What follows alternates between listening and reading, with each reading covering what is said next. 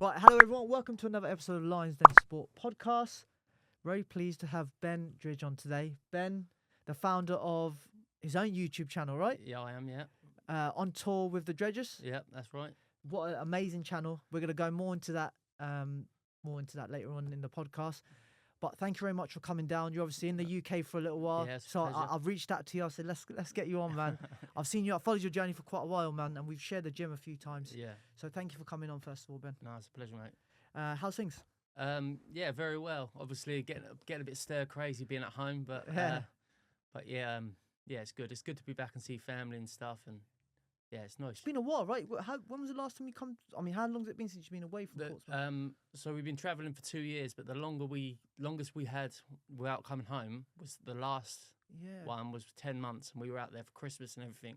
Wow. Like for myself, not so bad, but my wife's very close to her family, so she found it really hard. Amazing. Okay. Well, you're here now.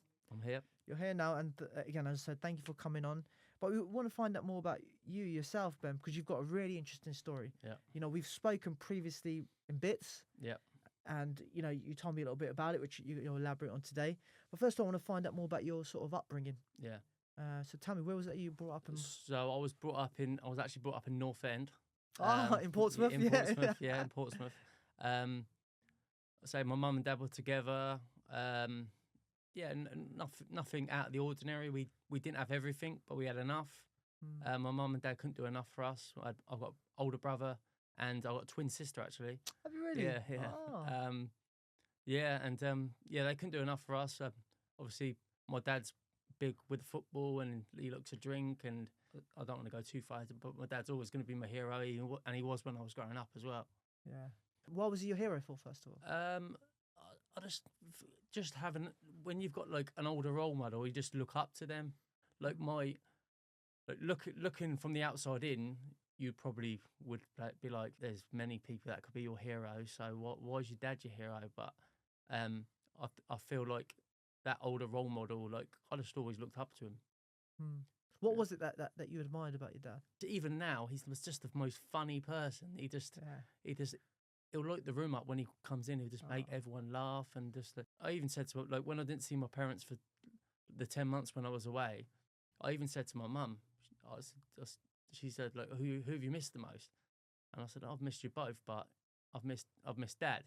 And she's like, she sort of understood, but she's like, why? And it's like, because my mum's my mum, I love her to death, but my dad's my mate. Yeah. And you can mother, but a dad can be a dad and a mate, can't he? So, yeah, I see what you mean. Yeah. I see what you mean. And I take it he was a Pompey Portsmouth fan, Portsmouth Football Club fan? Yeah, he's a lifelong Portsmouth fan. Yeah? Yeah, but, quite well known around the town and stuff. Really? Yeah. Did that follow through to you? I think people knew me through my dad a little bit, but I wasn't someone that, I wasn't really a follower, so I didn't want that. Look, I thought you were a big Pompey fan. I am, but I haven't been for so long. Oh, yeah, true. Yeah. True.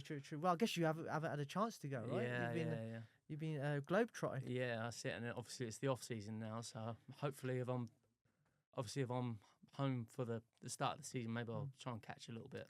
Pompey have made a couple of signings this season already, haven't they? I think they've been quite busy in the transfer window. I think they needed to be. Yeah, hopefully this season will really kick on. So yeah, we've been saying that for a few years. I know we have. I know it's been quite frustrating, really. Hasn't it? Yeah. It has, but hopefully we can kick on and move up and maybe face that Southampton team in the Championship this year. That'll be interesting. That'll be interesting. Well, have you been to any Pompey Southampton games?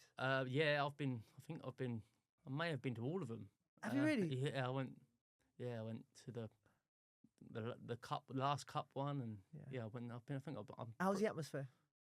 It's a big rivalry that doesn't really get spoken about enough. I mean, like, you feel the hatred.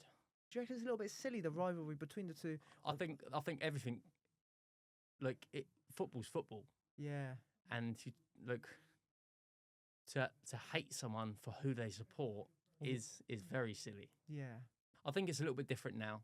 I don't think the hatred is as strong as maybe it was say 10 years ago. But That's we're in League One. They were in the Premier League. yeah, be revitalised soon. So yeah, Hopefully soon. yeah, hopefully soon. Yeah. So what was it? You talked a little about your upbringing. Your dad was your role model and stuff.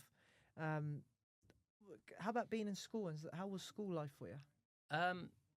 Well, for me, school was like I got the same friends now that I had at school. Really? Yeah, the same friends. Oh, Like man. all my best friends are people that went from the first year in school with, but I never really gained any sort of popularity till like my last year in school. So I feel like that was sort of a reason why, like when I left school, I always felt like I needed to prove myself, and probably why I got into a lot of trouble with the police and drunk a lot and done a lot of drugs and At stuff. school? No, more like once we left school. Oh, okay. Yeah, I spent two Christmases in a police cell. 2 Christmases in the police cell? Yeah, just being an idiot, really. What happened there? Just fighting, just fighting, and that's I sort of got myself in a bad place where like drink loads and take loads of drugs, and then not look for a fight, but a fight would always find me, and it was like every weekend, and then I was getting arrested like a lot, and I sort of sat on the bed one day and just felt like need to change something, and that's where I discovered boxing. And really, boxing, like I mean, we'll come into more detail later, but for everything boxing took away from me, it gave me so much more. And I feel like in some ways at that time when I discovered boxing, it saved me a little bit. What did boxing take away from you? We'll probably come into later, but like obviously I had a stroke, so they took my my driver's license away from me.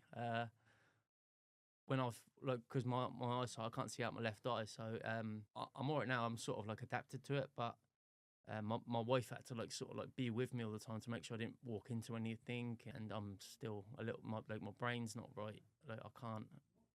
Like I'll probably forget. Like you'll notice me forgetting things, but that's just the way my brain's sort of the trauma. Really, that's what I talk about with when it means it took a lot away from me, but yeah, it gave me a lot as well. And what did boxing give you? I think in some ways discovering boxing at that time, because I think overall I ended up having quite a few fights, and you've seen me in the gym. I wasn't the best boxer, I wasn't the worst. I was pretty sort of average. It just saved me a little bit, from going down the wrong road. I still drink now and stuff, but I feel like things would have turned quite bad otherwise. I'm quite interested to find out more. But you started boxing when you were 23, I believe, right? Yeah, 23. So you had a gap where you didn't. You were out drinking and partying and stuff.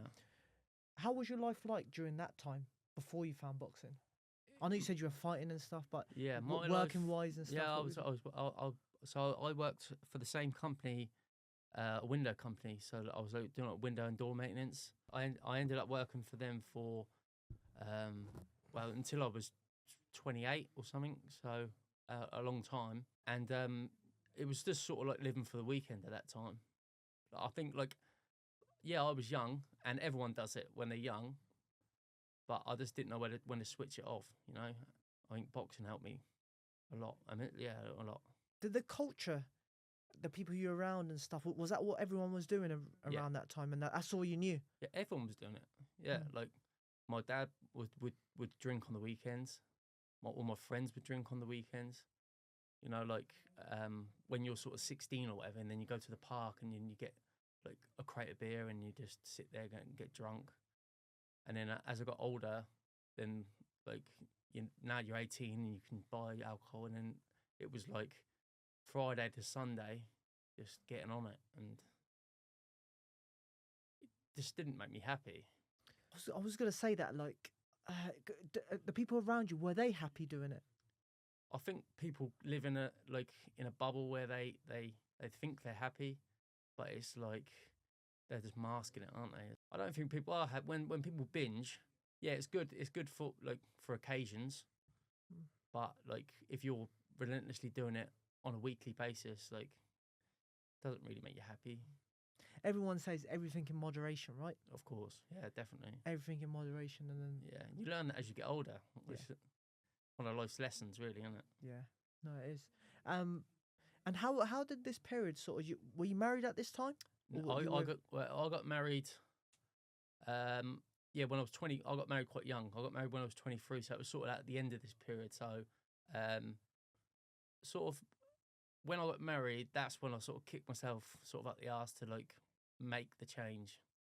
Was it your partner that wanted you to change, or was it yourself that? I feel like she got a little bit fed up, but she was sort of tolerating it as well. So, obviously, me spending a couple of Christmases in a police cell, she didn't appreciate that. But yeah, it was sort of.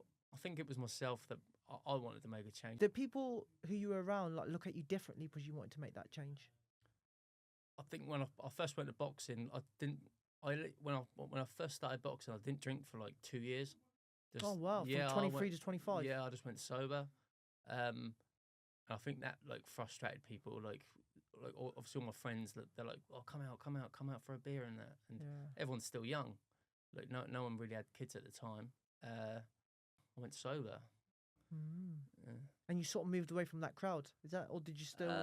They're still my. I mean, I saw on the weekend. They're still my best friends, and they're all good lads. I mean, like we were all young, and we were all as bad as each other. So I can't say they influenced me like negatively in any way. So yeah, they're all still my best friends, and they've all got their heads switched on, and they've sort. It's a period, isn't it? Everyone goes through a period. I think everyone does it when they're young. Yeah, man. Yeah. And then you found boxing at 23. How did you find boxing? How did that come knocking? I literally just walked into Danny Salter's gym. Okay, yeah. Yeah, I walked through Danny Salter's gym, started training, and he was straight away. He was like, "Do you want to fight?" Because he could see I had a little bit about me. Like, obviously, I'd grown up like fighting and stuff. Like, so I had a little bit about me. I wasn't polished or anything, but yeah, and it went from there, and I ended up having 17 white collar fights before I nearly turned pro, and then obviously that never happened due to me not having an amateur background. So I went back to the drawing board and had 4 amateur bouts for they're called Lord Mountbatten now. Yes, but they used to be called Golden Gloves, didn't they? I think so. Yeah, for them. How was the white collar scene? White collar gets a bad rap, right? Yeah. And I understand why, right? You understand, yeah? I understand why, and there is things that I don't agree with white collar, yeah. And I don't think the matchmaking is not always the best as well. But I tell you what, I had some great times. Did you? Yeah, I just really enjoyed it. Like you come into the music and stuff, and I quite enjoyed it. But yeah, I do. I can see where the bad rap comes from. Yeah, obviously, like the medical side of things is not always the best. And because I hear so many stories about people facing someone who's like 60 kilos and they're like 75 kilos, and someone's got 100 fights and someone's got first fight, and all these sort of crazy stories that you hear about white collar where it's not been matched up properly. Did you come across anything like that? I remember my second ever fight. Right, it was in Chatham near Kent. And I went up there and I ended up fighting. He was a Polish kickboxer, and he must have been 7 foot tall, honestly. Wow. Yeah. And I don't know what his back. They said, it's his first sort of white collar fight, but he's had kickboxing fights, so he could have been like a professional kickboxer. Yeah. Honestly, Terry battered me. Did he really? Yeah. My face was like, I had like 2 puffy eyes, and he just, didn't go down though.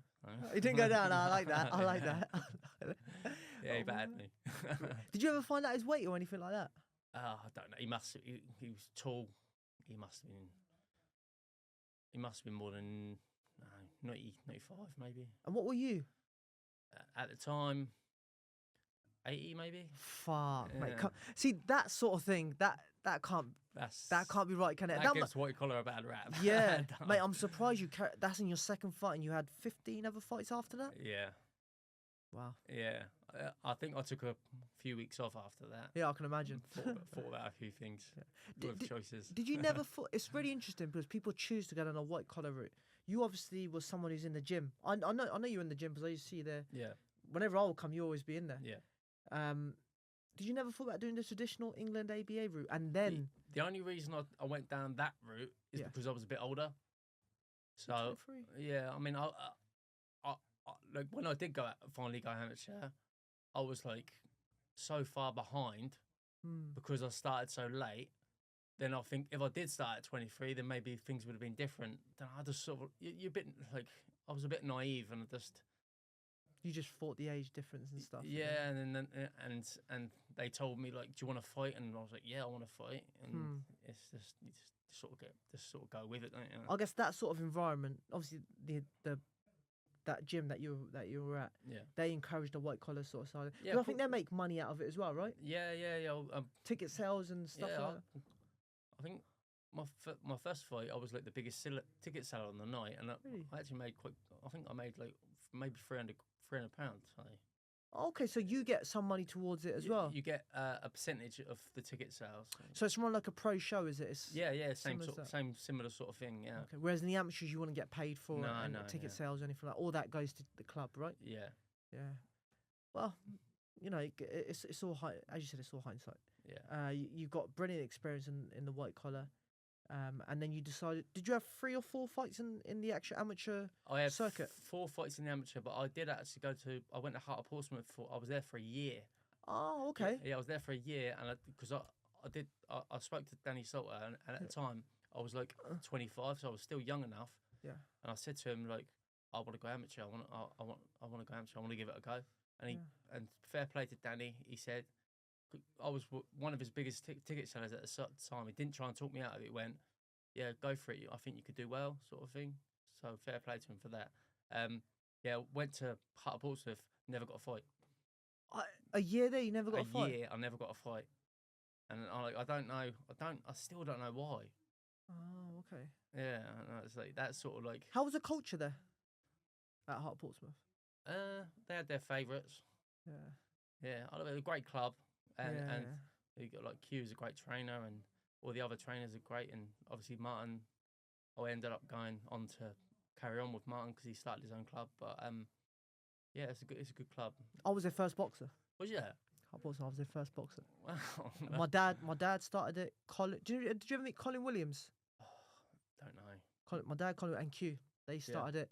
I was at Gym 01, and then they did the little tactics like you should come down to there. So.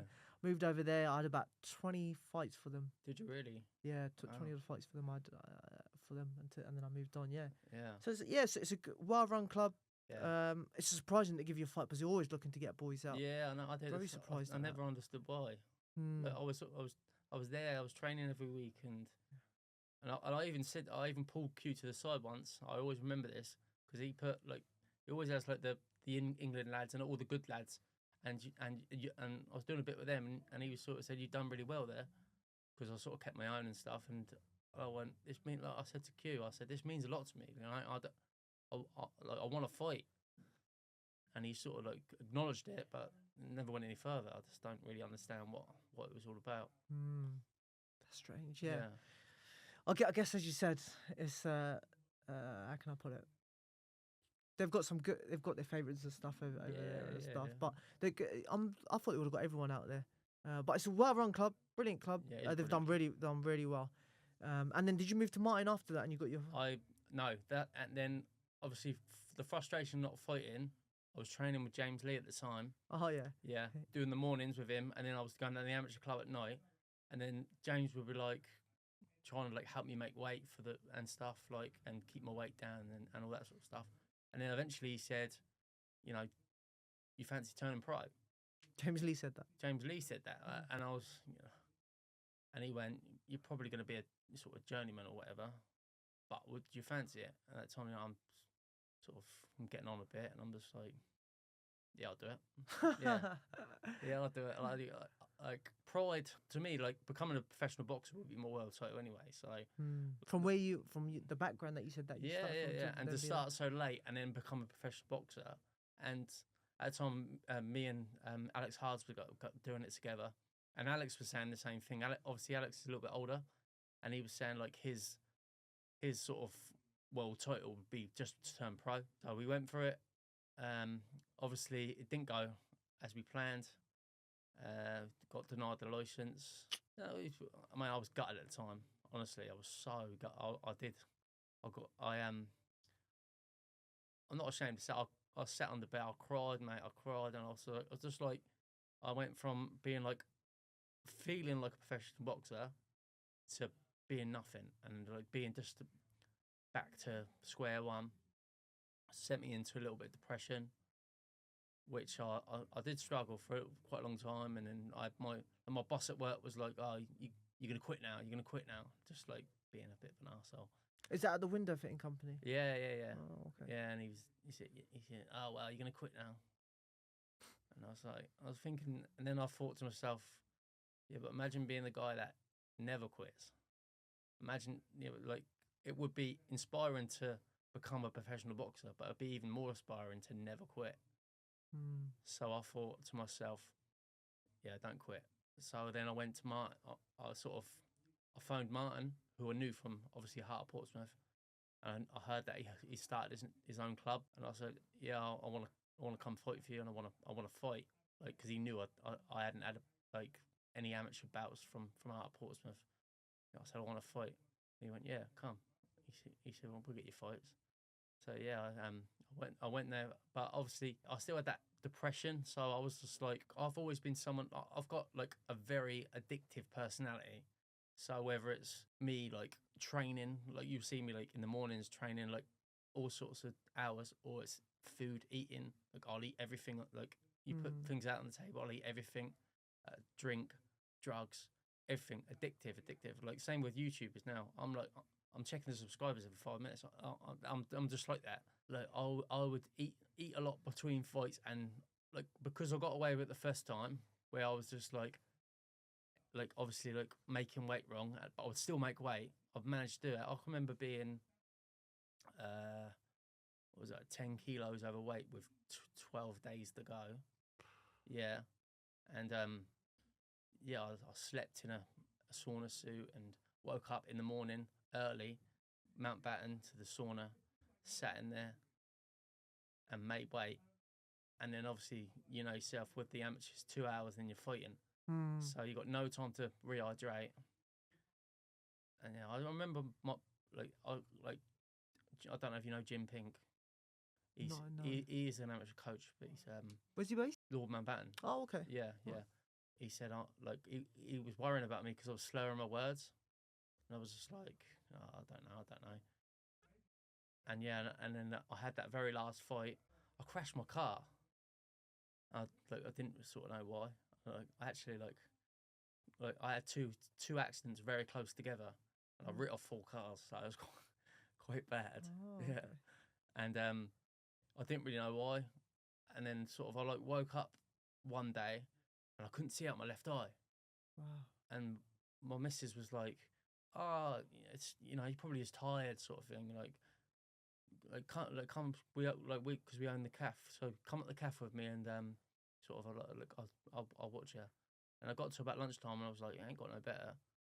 I was like, I need to find the doctor. So I phoned the doctor, and I told him, I said my left eye I can't see, sort of got like a big blind spot in it. They went, get up the QA now. I said, why? We think you've had a stroke.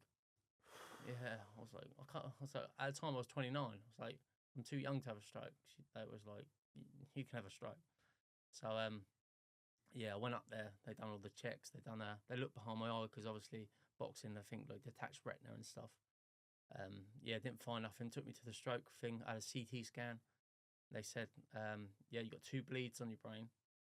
You got 2 bleeds, and obviously we can't see from a CT scan whether one of them's clotted, but we assume it probably has. You need to have an MRI, so I had to wait a week for an MRI. I had an MRI.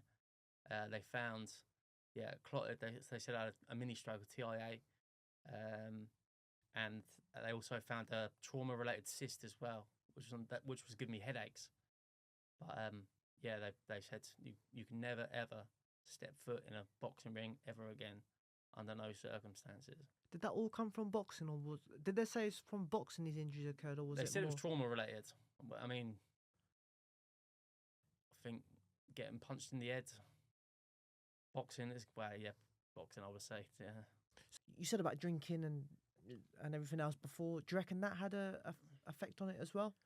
I feel like that had an effect on my mental health. It probably led to me doing things wrong. But I think, boxing. It was boxing. It was me dehydrating myself and getting punched in the head, basically. Okay.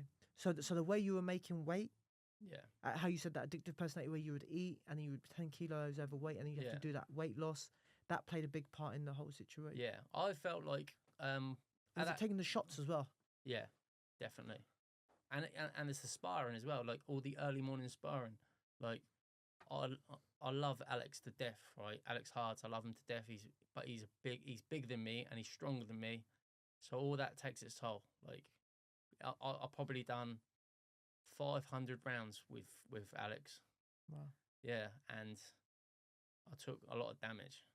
So I think that, and then I think the dehydration and the amateur stuff when I was boxing dehydrated was probably all linked together, and it was a big lesson. But at the end of the day, I didn't pay for it how it could have. I could have paid for it really badly, and I could be like permanently. So all right, I've got a bad eye, but I can still do everything. I can't drive as such, but never say never. Whatever, I can always reapply for it or something. Hopefully it recovers and you can go. Did they ever say it could potentially recover? They said it never recover.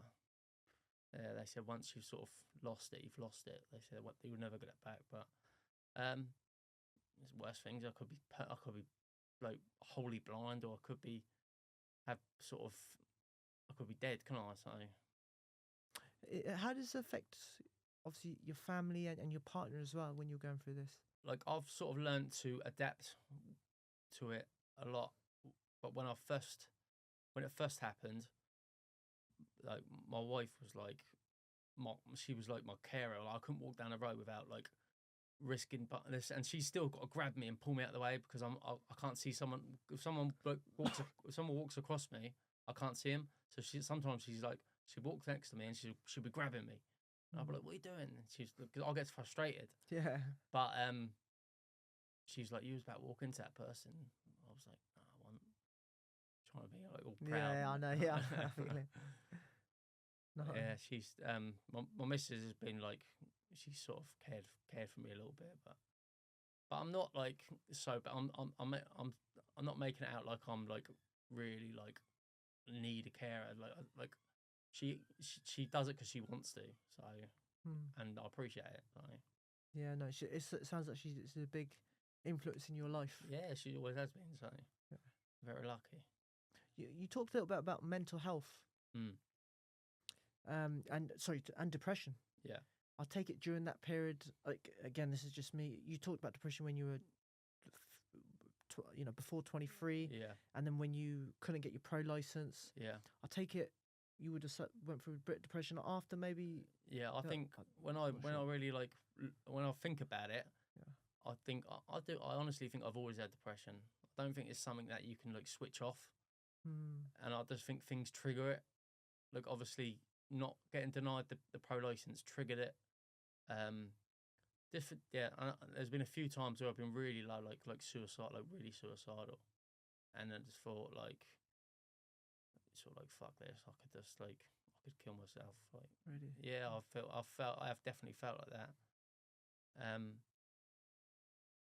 But then I think I don't know. I just don't think I've ever really had the bottle to things like that. And there is times, honestly, I've got the best life anyone could ever dream of, and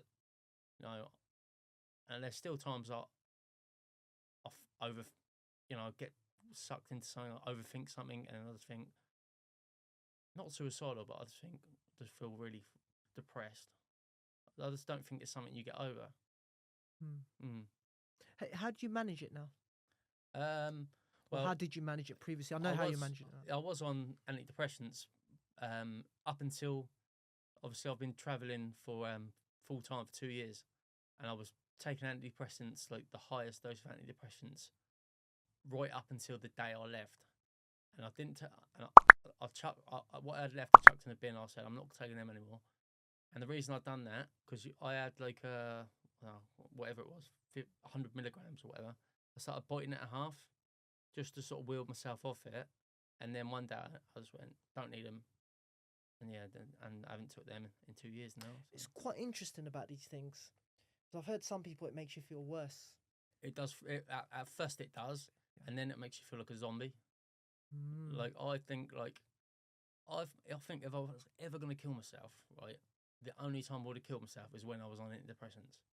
And the reason I say that, yeah, they're a crisis drug, and you need to take them when you're in a really bad situation. Yeah. But like, I didn't give a shit. Like I could have easily like walked in front of the train, and I wouldn't care because I couldn't feel nothing. I couldn't feel sadness, but I couldn't feel happiness, and I was like a zombie. And I think that's the problem. That's the problem with medication. I think cancelling.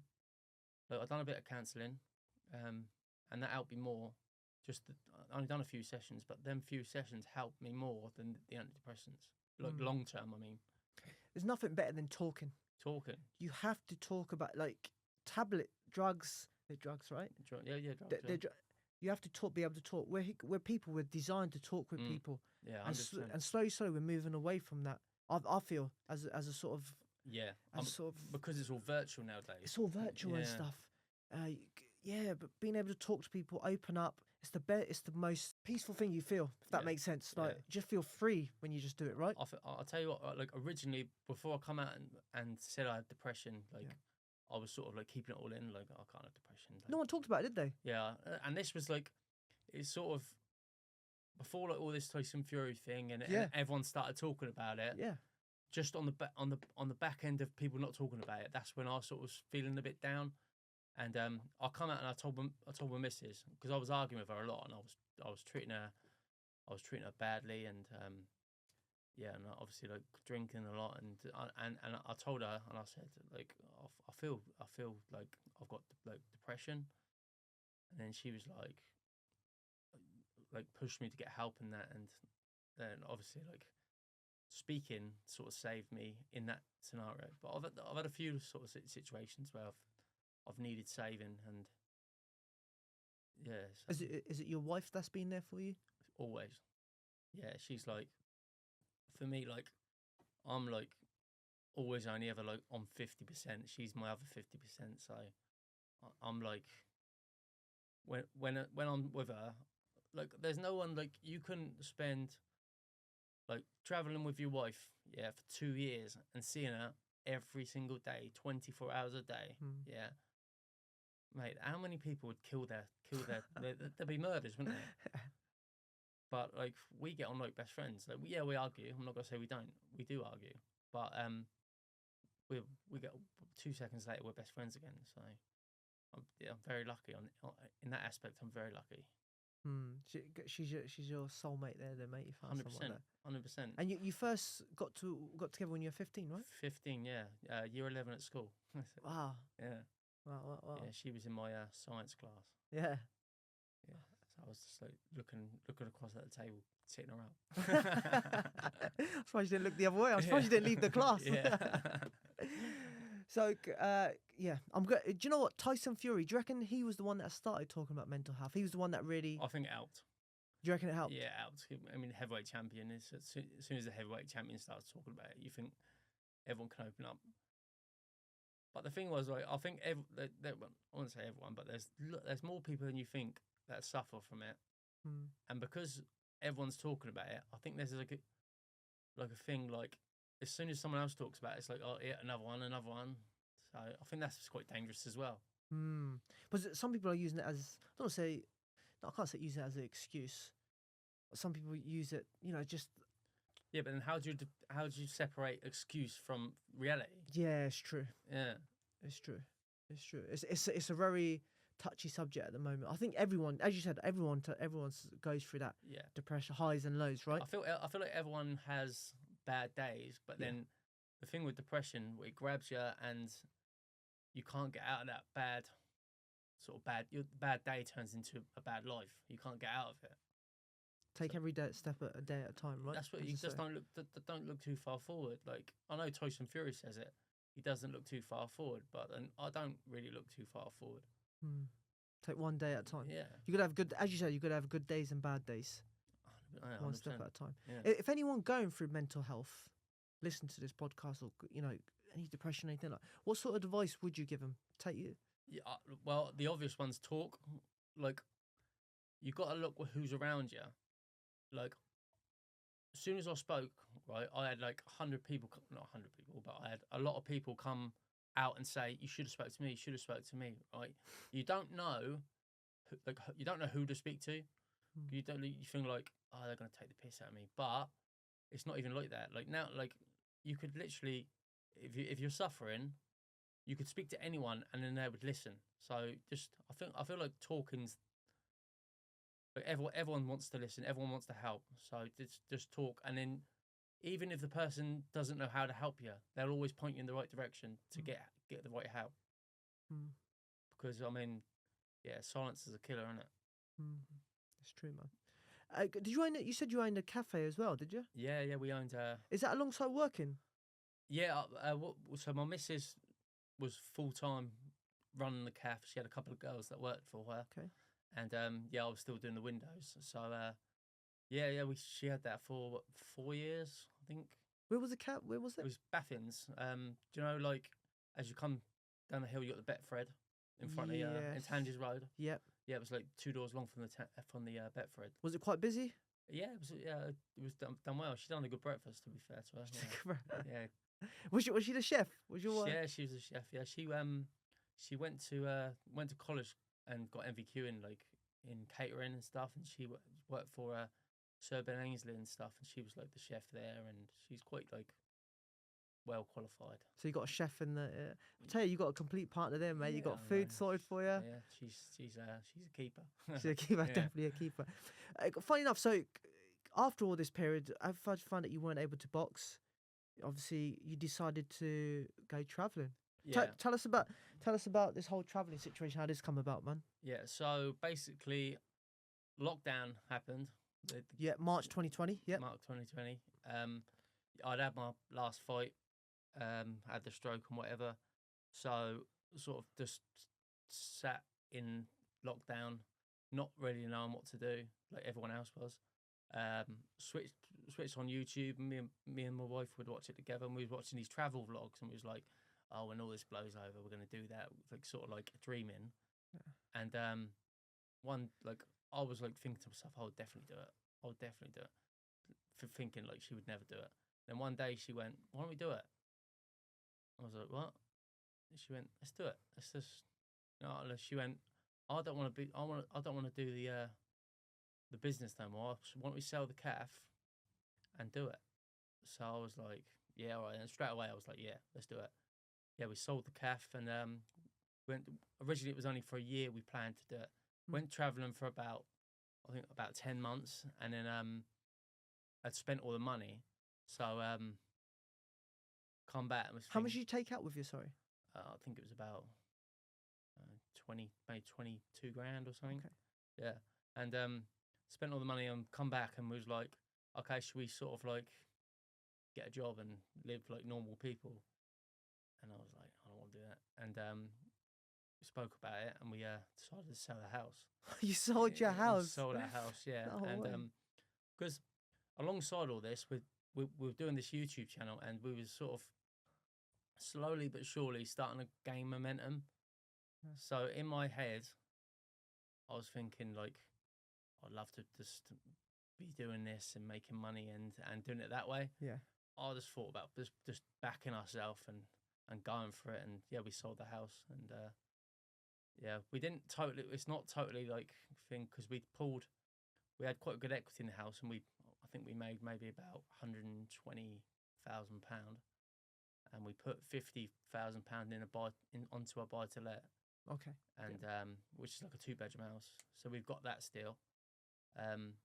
So there's always that to fall. That's back. rented, right? That's that's getting rented out. So that we've got that little income. We get a little income from Google. We've got a couple of collaborations, a big brand. I'm gonna give them a bit of a shout out now. Sync Vault, yeah, real top like sort of brand, but they pay us to have like music in the vlogs. Oh, amazing! Their music in the vlogs. Yeah, well, they're unsigned artists, and these unsigned artists pay obviously Sync Vault to get creators and stuff to promote them, and we use them a lot. So we've had some good sort of things with them. Wow. Okay. Yeah. So I don't work for them. I just no, you just do a little bit. Yeah. So they sponsor your channel basically. Yeah. They use us a lot. So. Yeah. Well, how did they find out about you, or did you reach out to them? They contacted us. I think they were just sort of like looking around for, because they're a British company, so I don't know if they were just looking for like British YouTubers and stuff. Yeah, and they contacted us, and at first it was like, because well, we got a lot of emails, and a lot of them are just like, nah. But we was a little bit skeptical, but yeah, we've never really looked back. We've worked with them for about a year now, so. Yeah, good company. Yeah, and then you sold your house. You're traveling the world, and you're seeing that, and you started. Obviously, you're doing your YouTube channel alongside this YouTube channel on tour with Dridgers. On tour with Dridgers. If you type in #OTWD, I think we come up like the second one. So amazing. Yeah. How many followers you got now? We just hit 25,000 this morning. So amazing. Yeah, we're really enjoying it. It's like quite passionate about it. But this is something to do with addictive personality.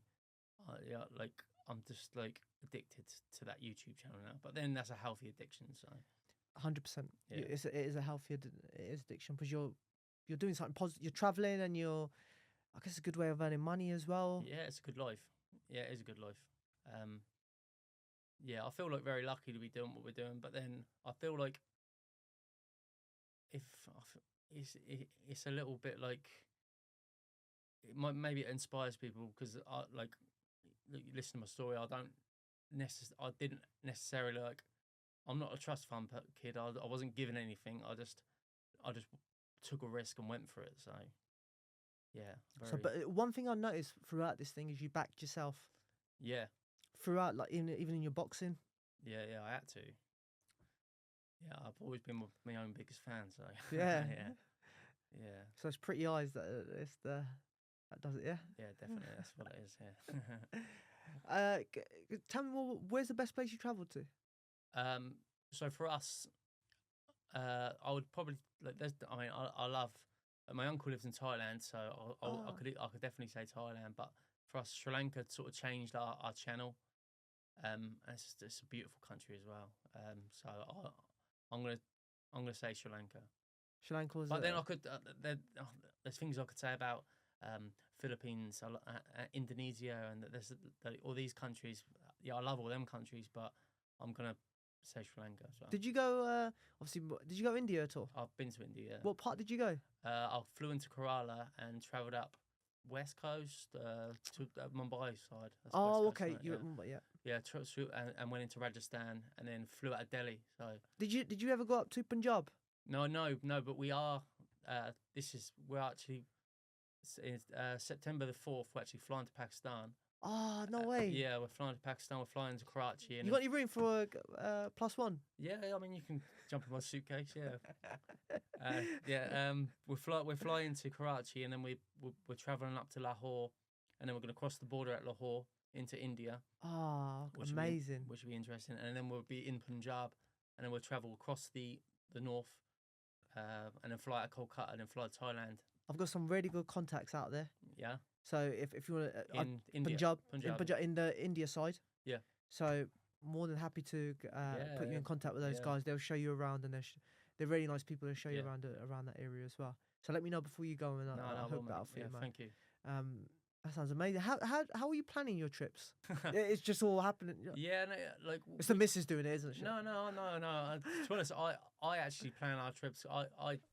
I wanted to do Pakistan, and then go across Punjab. That's what I wanted to do.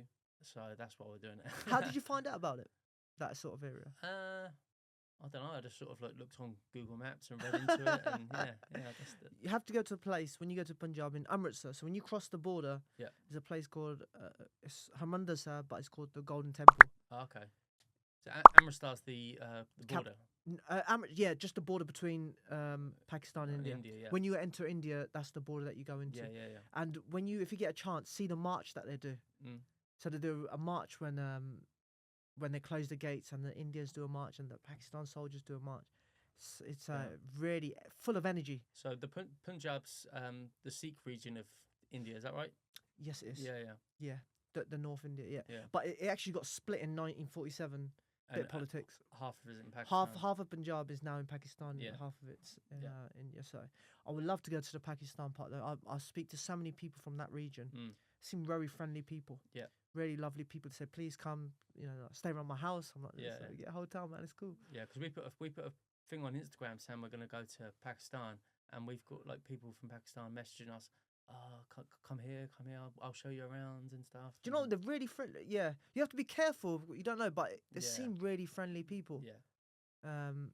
Which I'm sure you're aware of. You've been everywhere, so you know who to trust and not to. But right? I haven't been to Pakistan yet. But you've been to what other countries have you been to around that sort of region? So I've been to Nepal. I've been to obviously Thailand, Cambodia, Laos. Indonesia, Vietnam, Philippines. Mate, just lots of countries.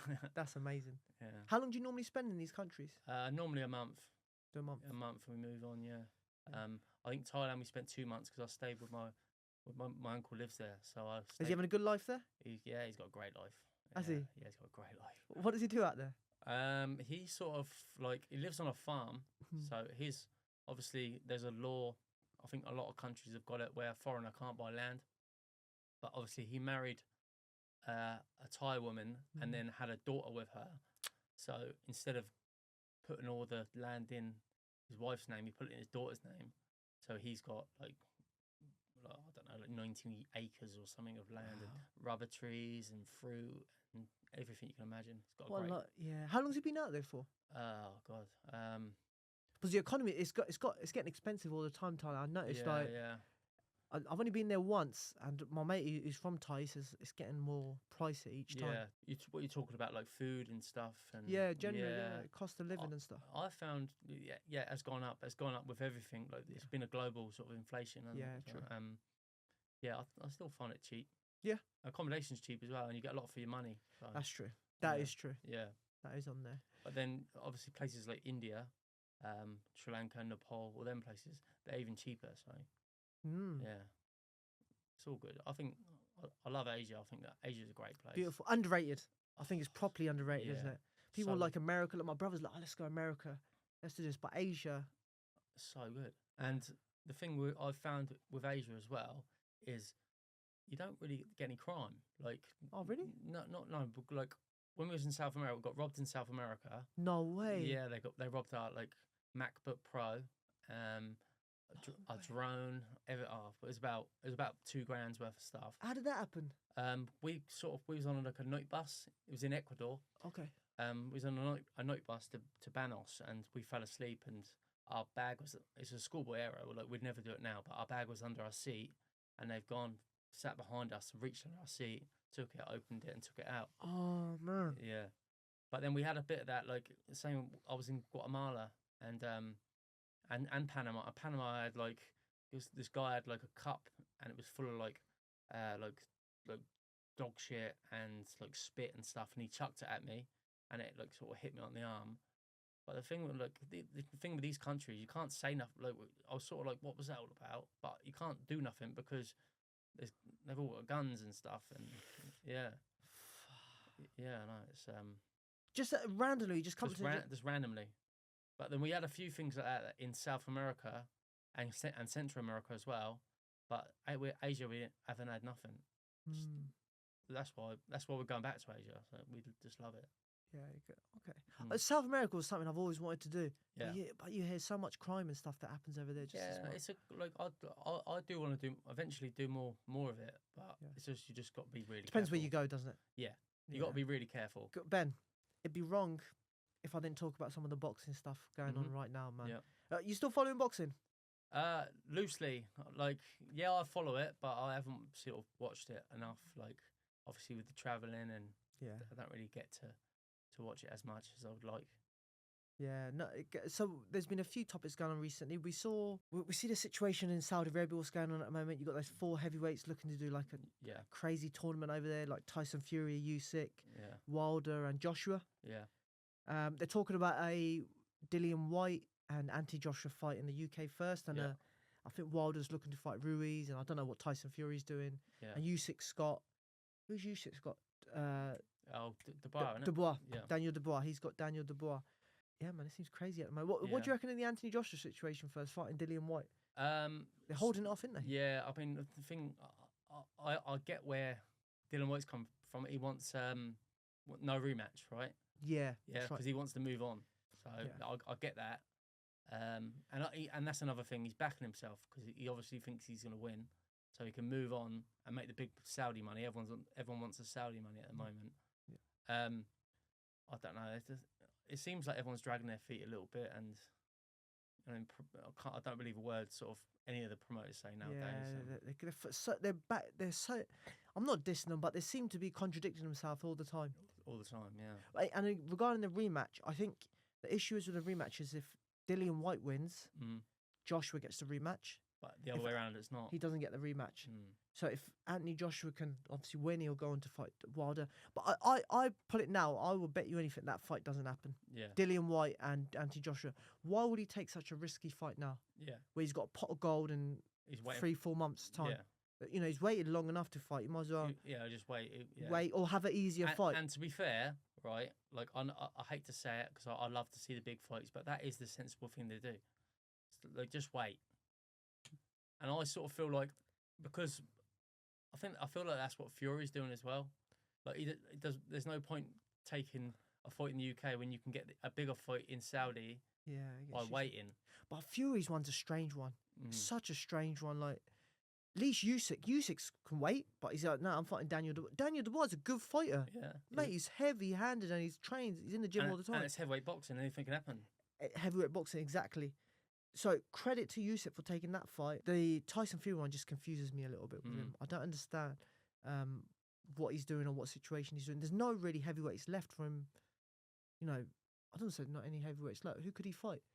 He could fight that. Who's that one with Sky Sports? Bacolo? But that's a tough fight to take. It's not about like tough fights because it's the casual fans won't appreciate that. So why would he risk it? Yeah, that's true as well. That's a very good point. They expect him to fight someone big. He's better off fighting like an Andy Ruiz or something. Someone that he can beat Andy Ruiz, but everyone knows who he is because he fought Joshua. So why wouldn't he take a fight like that? Yeah, you look at the size between Andy Ruiz and someone like Tyson Fury, mate. He's like 6'1", isn't he, Andy Ruiz? And mate, he's like 6'9". You'd think for a fighter like Fury, he'd just jab his head off, wouldn't he? Jab his head off, and he's got. I don't say he's got better footwork because Ruiz has got really good footwork. Yeah, but you could say that. You could say that about Usyk as well. Like, you could just jab Usyk's head off, but Usyk's got such good footwork and he's such a clever fighter. In out. Yeah. So like, I think that's such an intriguing fight, but I would love to see that happen. But boxing politics always gets in the way. Do you reckon Tyson Fury avoided Usyk in April? Yeah, I think so. Why do you think that is? Or he's a very very clever man, Tyson Fury, and I feel like, although he says I'm a fighting man, I'll fight anyone born from his mother, all that stuff. Yeah, he's a businessman first of all. Do you reckon he's a businessman first? Yeah, first. Yeah. Do you reckon? Yeah, he's not going to take, like, boxing is a business. He's not going to risk. He's not going to risk a penny. He's got a big family. He's not going to risk a penny for the sake of a bit of pride and stuff. And what people think. You don't care if people say like, oh yeah, he should have took that. You don't care, does he? Nah. Just laughing to the bank. Yeah, definitely. It's true. I think him fighting in April would have been a mistake, because I don't think he was ready for that fight. No. So I think he's had more training. He's been in the gym. He's training. Yeah, it'd be interesting. Who do you reckon wins that? Tyson or Usyk, if it happens?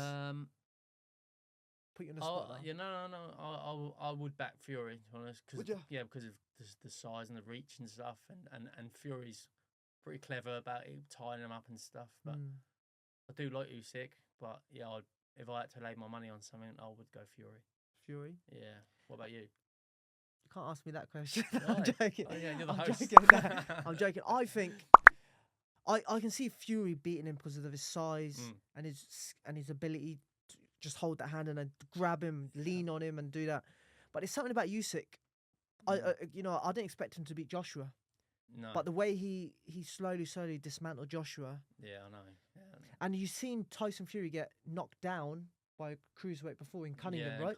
Years ago though. Years ago. But and also, I've got to say, with Fury being with the Kronk Gym, like obviously that Klitschko style. Yeah, but they've fallen out. It looks like they've fallen out as well. Are they? I don't know. Yeah, it looks Stuart, like his dad's been calling him out a lot, like that. Not Emmanuel Stewart. What's his name? Sugar Hill. Sugar Hill. Yeah, he's been calling him out a lot in interviews. I think Tyson Fury has to go in there as a favourite. You'd be silly not to say Tyson Fury is a favourite. Yeah, I feel like he's a favourite. But I think there's a slight out chance that Usyk. There's something about that guy that you wouldn't want to lay money against Usyk, but you wouldn't want to lay it against Fury either. It's just it's a tricky one. Don't gamble. Don't gamble, guys. Don't gamble. Stay out of it. How about Wilder and Joshua? Wilder, 100%. Oh, I'm gonna disagree with that one. Really? Yeah, he's a fellow Brit. Joshua, I think I'm gonna. That doesn't mean I won't be rooting for Joshua. Yeah, but you just think the power, if it lands, it connects. Oh man. I just think if I look at Wilder's CV, I just know he hasn't really fought some of the elite guys in that. If that makes sense, he hasn't fought anyone till Fury. Until Fury, yeah. Fury was his first sort of big. Fury was his biggest, and I think Joshua is that next elite level, and I think he just boxes his head off. Yeah, but then you could say like about Fury's. No, Joshua's lost a little bit of his. He has. Like, if you went back to like Joshua, like pre sort of Klitschko, you'd go Joshua. I wouldn't. I think he made more mistakes then that he's making now. It's just that he's facing a high level opposition. Yeah, but then Wilder's not as good a boxer as Klitschko, so you would probably get away with these mistakes, and it would probably be able to blast him away. But Klitschko at the time was 41. Yeah. He was, I want to say 41. He had 2 years out the ring as well. And he had 2 years out the ring, and he still did that to Joshua. Yeah. I think that experience made Joshua a better fighter.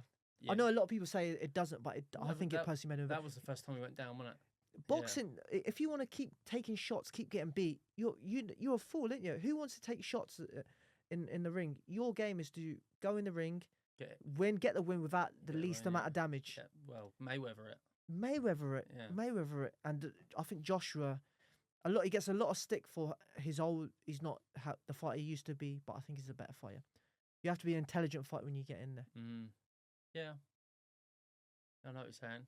Sorry, that's my little rant over. But I just think he gets a lot of stick out of it.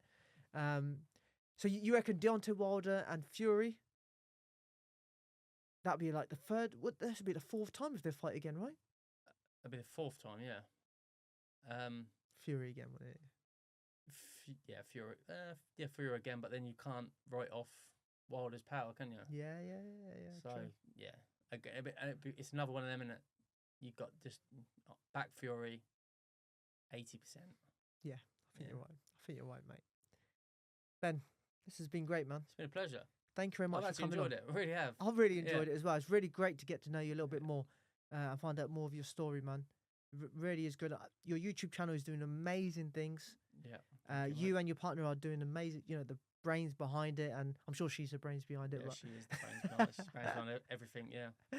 But no, you have a big part to play in it as well. Don't ever disregard that. Thank you very much for coming. Is there anything that you say before you? No.